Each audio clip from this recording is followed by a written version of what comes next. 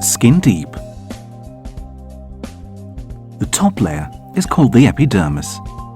The epidermis is the layer of skin that we can see.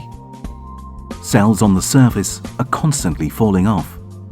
Every minute of the day, we lose around 30,000 to 40,000 skin cells from the epidermis. These cells are constantly replaced from below as cells in the basal layer of the epidermis multiply and are pushed up to the surface. It takes about a month for new cells to form and push their way up to the surface, ready for shedding. The most important types of protective substances in the epidermis are keratin proteins and skin lipids. Keratin helps strengthen this top layer and constitutes 95% of the epidermis, and are embedded in a matrix of skin lipids that are always flaking or washing off. The epidermis contains an abundant ecosystem of essential skin flora that provide beneficial immune regulation, which have not just a protective role, but one that also offers incredible beauty benefits. The second layer is called the dermis, and is often referred to as true skin, because this layer is made up of 80% water, elastin fibers, and collagen floating in a glycoprotein gel.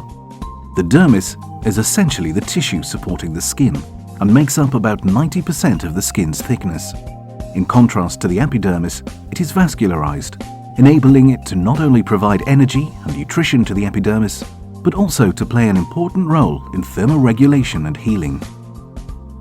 Oil and sweat secreted by the sebaceous and the sweat glands contain some fatty acids and lactic acid, which make the surface of the skin acidic. This prevents microorganisms from growing on the skin.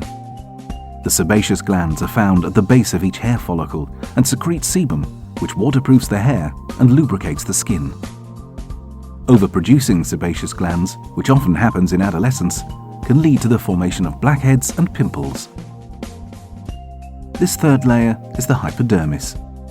Its loose connective tissue is actually not part of the skin and is located under the dermis and connects the skin to muscles and bone and contains a seam of fat laid down as a fuel reserve in case of food shortage. It also works as insulation and cushions us from knocks and falls. The dermis is the skin layer that absorbs most of the substances that penetrate into the skin.